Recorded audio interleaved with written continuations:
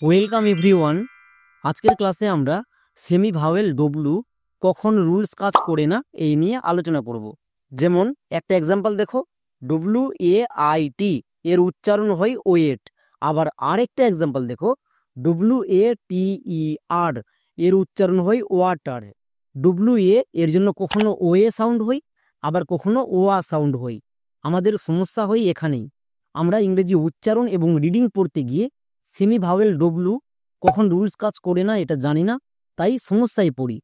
তাই আজকের ক্লাসে ফার্স্টে আলোচনা করব ডব্লু এর জন্য ওয়ে কখন হয়, সেকেন্ডে ডব্লু এর জন্য ওয়া, এবং 3 নম্বর টিপস ডব্লু কখন সাইলেন্ট থাকে। এটা খুব গুরুত্বপূর্ণ। চলো আমরা তাহলে শুরু করি।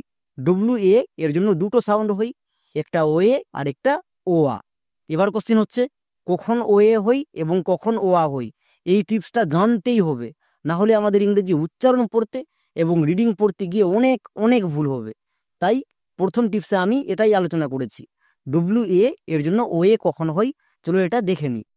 কোনো শব্দে যদি ডব্লু দেখতে পাও, এর জন্য ওয়ে কখন ইউজ করবা। এর ক্ষেত্রে নিয়ম হচ্ছে, ডব্লু এর পরে যদি আই থাকে তখন ডব্লু এর জন্য ওয়ে সাউন্ড করতে হয়, ডব্লু এর পরে কিন্তু। যেমন এক্সাম্পল দেখো, ডব্লু আই টি ওয়েট, এর উচ্চারণ হয় ওয়েট। কেন? এখানে দেখো ডব্লু আছে, এর ঠিক পরে কি আছে? আই আছে। নিয়মে এক্ষুনি বলে আসলাম, ডব্লু যেখানে থাকবে, শব্দের মধ্যে যেখানে থাকবে, ঠিক তার পরে যদি আই থাকে তখন ডব্লু এর জন্য ওয়ে সাউন্ড করতে হয়। মনে থাকবে, ডব্লু এর জন্য ওয়ে হই এবং ওয়া হই। ওয়া কখন হই জাস্ট আমরা একটু পরে দেখব। এখানে ওয়ে সাউন্ড হবে কারণ আই আছে, আইকে দেখে বুঝতে পারলাম ডব্লু এর জন্য ওয়ে হবে। তাহলে আইকে দেখে ডব্লু এর সাউন্ড ওয়ে করলাম। এবার আইটাকে সাইলেন্ট করে দেব, এর উচ্চারণ করার দরকার নেই। এবার টি এর জন্য টো, তাহলে কি হলো? W I T weight. মনে থাকবে, ডব্লু এর ঠিক পরে যদি আই থাকে তখন ডব্লু এর জন্য ওয়ে সাউন্ড করব।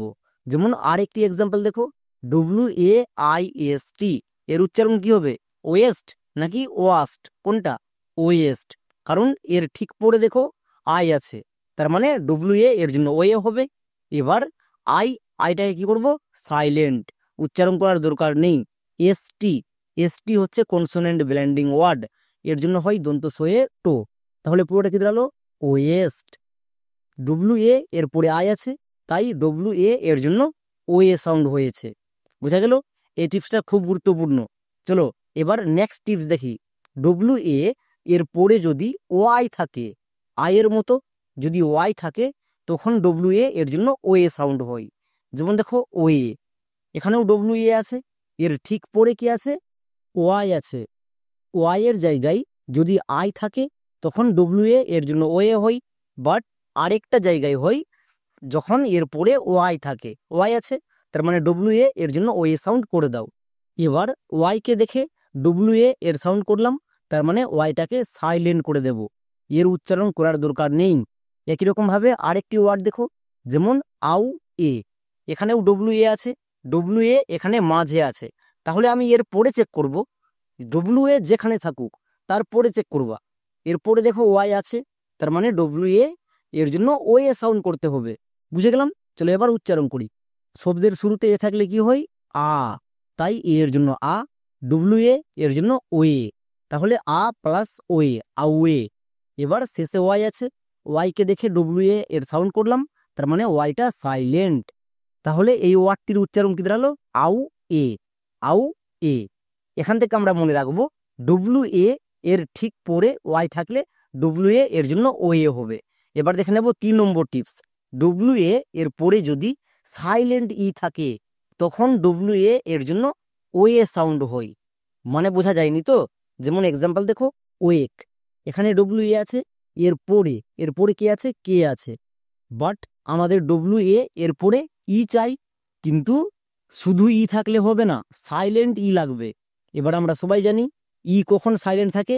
যখন শব্দের একদম শেষে থাকবে তখন সেই ইটা সাইলেন্ট থাকে। এবার এখানে দেখো ডব্লু আছে, তাহলে ডব্লু এর পরে চেক করবো না। ওয়ার্ডের শেষে যদি সাইলেন্ট থাকে তখন ডব্লু এর জন্য ওয়ে এবং কে এর জন্য কো, তাহলে কি হলো? ওয়েক। এবং শেষের ইটা সাইলেন্ট। এই শেষের ইটাকে দেখে আমি ডব্লিউ এ এর জন্য ও এ সাউন্ড করলাম। একই রকম ভাবে দেখো ওয়েভ, এখানেও ডব্লিউ এ আছে এবং ওয়ার্ডটির শেষে সাইলেন্ট ই আছে। এর মানে কি? এর মানে হচ্ছে ডব্লিউ এ এর জন্য আমি এখানে ও এ সাউন্ড করব, কারণ শব্দের শেষে সাইলেন্ট ই আছে, তাই এর জন্য ও এ সাউন্ড করে দাও। এবার ভি, ভি এর জন্য ভো এবং শেষের ই সাইলেন্ট, তাহলে কি দাঁড়ালো উচ্চারণ? Wave, W A V E, wave. মনে রাখবা এগুলো জায়গায় ডব্লিউ কিন্তু রুলস কাজ করবে না, তাই এই তিনটি টিপস খুব গুরুত্বপূর্ণ।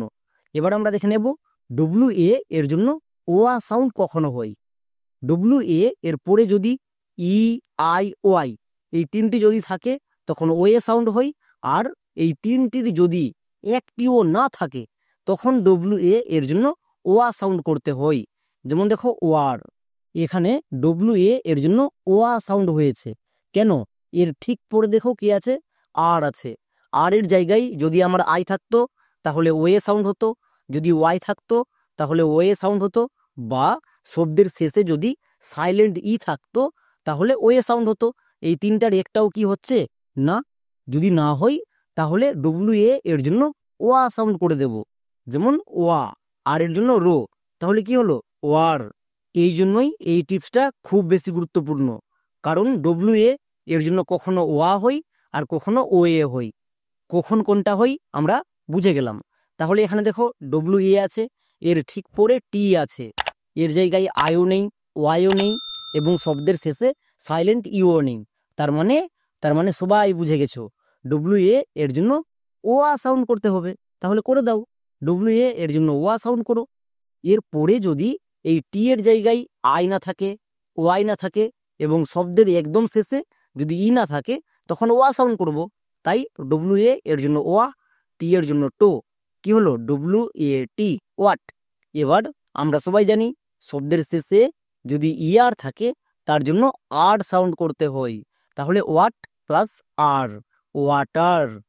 ওয়াটার, এই ওয়ার্ডটি সবারই পরিচিত ওয়ার্ড, কিন্তু এখানে ডব্লিউ এ এর জন্য ওয়া সাউন্ড করতে হবে, ও এ সাউন্ড করা চলবে না। তাহলে কখন ওয়া করতে হবে এবং কখন ও এ করতে হবে আশা করছি সবাই খুব ভালো করে বুঝে গেছো। চলো এবার আমরা দেখে নেব ডব্লু কখন সাইলেন্ট থাকে। এই টিপসটা খুব বেশি গুরুত্বপূর্ণ, কারণ শুধু ডব্লুর নিয়ম জানলে হবে না, কখন সাইলেন্ট থাকে এটা জানতে হবে। ডব্লুর পরে যদি আর থাকে তখন ডব্লু সাইলেন্ট থাকে। মনে থাকবে, ওয়ার্ডের মধ্যে যেখানেই ডব্লু থাকবে তার পরে যদি আর থাকে তখন ডব্লু সাইলেন্ট থাকবে। যেমন দেখো এই ওয়ার্ডটার উচ্চারণ করব রাইট। কেন? এখানে ডব্লুর উচ্চারণ হবে না, ডব্লুর পরে কি আছে? আর আছে।